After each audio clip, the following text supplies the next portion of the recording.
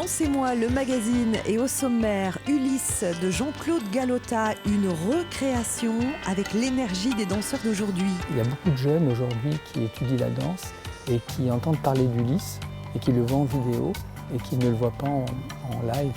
On part à la rencontre d'Éric Leguet, le réalisateur d'un documentaire de chair et de ligne, et puis un pas de deux original exécuté par deux hommes, Alexander Von Tournout et Axel Guérin.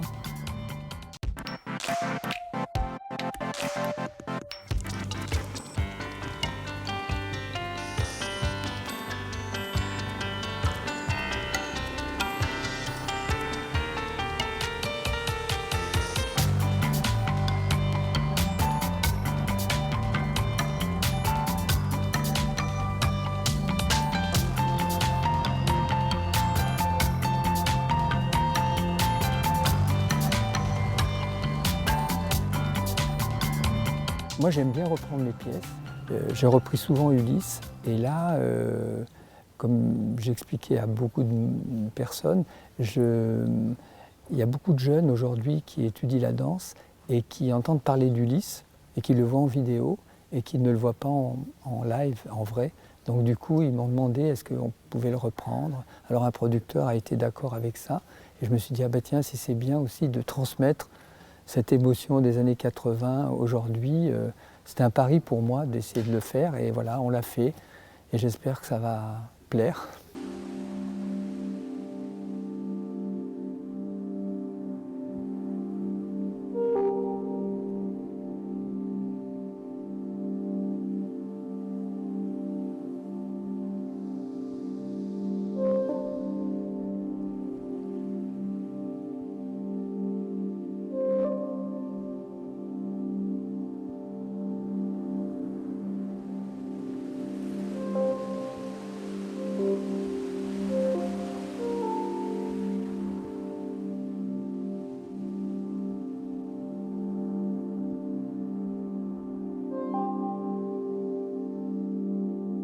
Pour moi, c'est comme si j'avais écrit un texte à l'époque et voir comment il va être réincarné par des jeunes danseurs.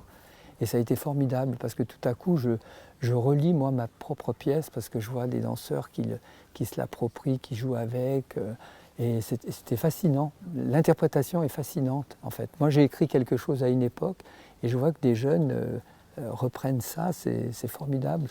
Et j'espère que ça va passer au public.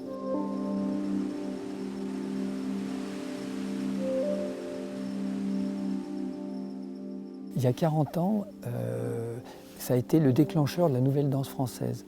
Et moi, je n'étais pas forcément dans cet esprit-là. Je faisais beaucoup des choses théâtrales et j'ai voulu faire le chorégraphe avec Ulysse, en fait, pour voir si j'arrivais à mettre en scène une écriture chorégraphique, sans mots, simplement avec la danse et la musique. Donc c'était un peu un exercice de style. Et finalement, il est devenu un peu le fer de lance de cette nouvelle danse française. Du coup, à l'époque, je ne le voyais pas bien, je ne savais pas trop, je l'ai fait un peu comme ça. Et aujourd'hui, je le regarde et je vois un petit peu ce qu'il y a à l'intérieur. C'est que le mouvement est finalement très, très personnel. Il y a plein de petits gestes. Je pensais que c'était trop académique, mais pas du tout en fait. Je m'aperçois que c'est très joueur, très rythmé. Il y a plusieurs choses en même temps, donc ça oblige l'œil à composer. Il y a aussi les prémices de ce qu'on a appelé le contact improvisation, où les gens s'entremêlent, puis tout à coup font une chose très formelle. Enfin, c'est très diversifié. Je ne pensais pas autant, en fait, quand je l'ai créé. C'était plutôt plein de choses qui me passaient par la tête, mais là, tout à coup, je l'analyse en regardant, parce que j'ai un peu de distance, et je vois un petit peu les interprétations, les émotions très, très diverses qu'il y avait dans Ulysse. On a essayé d'être au plus près de l'origine, avec la musique d'Henri Torg et Serge Houpin, avec les lumières de Manuel Bernard, et puis ma chorégraphie qui a été remontée par Mathilde Altaraz et qui a essayé de respecter vraiment ce qu'on avait fait dans les années 80.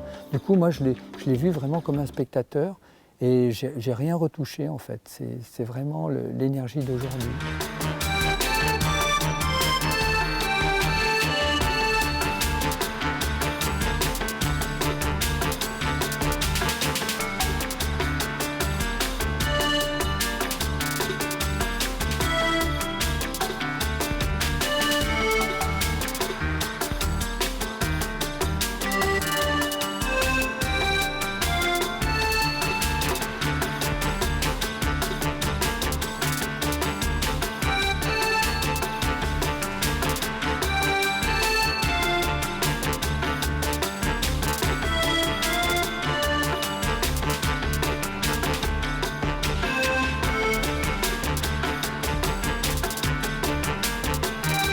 force de faire Ulysse, je vais faire Pénélope.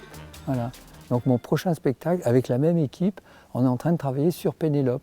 Qu'est-ce que c'est le miroir d'Ulysse? Qu'est-ce que c'est le contraire ou le complémentaire? Voilà. Donc autant Ulysse est blanc, autant Pénélope sera noire. Voilà ce que je sais aujourd'hui.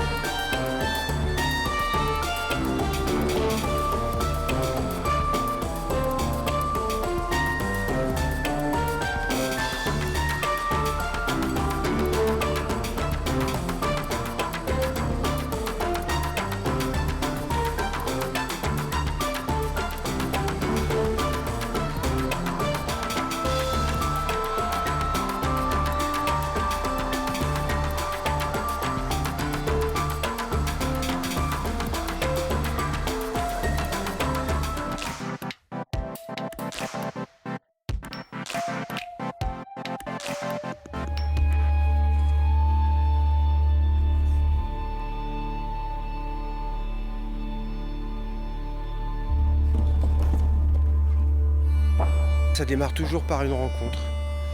Une rencontre, pour moi, c'est toujours une rencontre avec quelque chose, une émotion déclenchée, dans le cas de Claude et Benjamin, par leur travail sur la condition humaine. Je dirais, quand j'ai vu Folie, là j'ai eu envie de travailler avec eux, je suis allé les rencontrer. Folie, c'est une pièce dans laquelle il y a peut-être une cinquantaine de danseurs, parfois des professionnels, parfois des amateurs. C'est une pièce qui avait d'abord commencé avec des professionnels, mais qui a été reprise de nombreuses fois. Et qui offre vraiment un spectacle très prenant sur la condition humaine, je trouve. Comme ça entre tes deux doigts. Ce sont des gens pour qui cette gestuelle est nécessaire. C'est de l'ordre du caractère, de la personnalité, de la singularité. Ce sont des gens qui amènent leur valise avec eux, posent leur valise avec toi. C'est une année d'écriture et presque, alors avec le Covid ça a rajouté un peu, mais on va dire il a fallu 1 an et demi pour monter le dossier financier. À cause du Covid aussi, parce qu'on a été en attente. Le dossier était dans les commissions et les commissions, elles ne lisaient pas les dossiers, donc on a dû attendre. Ouais. Mais il y en a qui sourient, hein. Comme ça? En fait, elle prenait les 4, elle les trempait. Je t'en mets bien dedans pour que... Oui, c'est ça. C'est toujours le plus dur. En fait. Documentaire d'1 heure avec énormément d'images. J'imagine qu'il y a une accumulation de rushs. Combien de rushs pour arriver au final et comment est-ce qu'on choisit? 50 et quelques heures. C'est un petit peu moins, j'ai déjà fait 70, hein, donc c'est un petit peu moins que le précédent. Et on choisit, on voit tout. On voit tout et on démarre en ressentant quelque chose dans un moment qui va nous sembler juste et autour duquel on va rassembler dans le même moment des éléments qui vont construire quelque chose. Alors ça peut être, parfois c'est impalpable, ça peut être un échange de danse dans lequel on ressent quelque chose, mais ça peut être aussi simplement quelque chose qui est dit et ensuite on va le contextualiser pour qu'il prenne son sens complètement. J'ai appris la danse avec des profs, mais aussi avec les enfants, dans des écoles, dans des quartiers un peu rudes comme ça. C'est peut-être un secret de la spécificité de cette danse-là. Cette espèce de geste premier, de spontanéité, d'instinct, d'intuition que peuvent avoir les gosses. Tous les ans, j'ai fait une création avec des enfants, parce que c'est vers 10, 12 ans ou 13 ans que peut naître des vocations.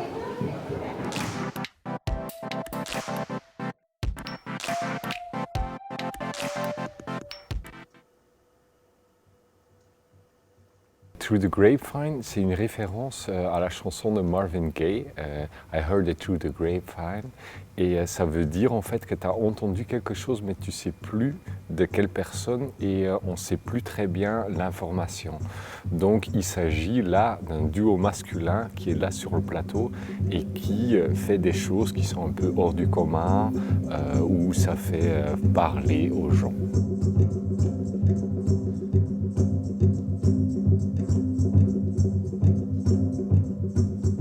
L'idée est née d'un pas de deux, mais un pas de deux spécifique qui s'agit avec par les proportions, il y a un agencement qui s'est créé. Donc moi, j'ai des bras relativement courts pour ma taille et Axel, mon deuxième protagoniste, il a les bras très longs. Et du coup, en fait, lui, il sait me toucher sans moi que je sais lui toucher si on est face à face. Donc lui, il a ses bras 15 cm plus grands que sa taille. Donc il serait un excellent nageur, en fait.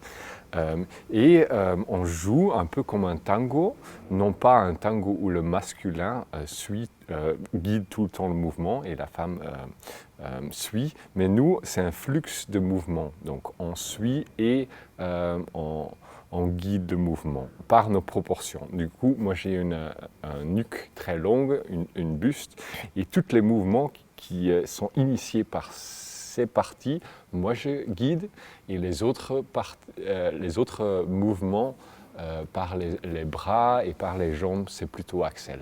Il y a un flux de va-et-vient, de guider, suivre, qui est assez complexe, et du coup on perd un peu le fil qui guide où et quelle jambe appartient à qui.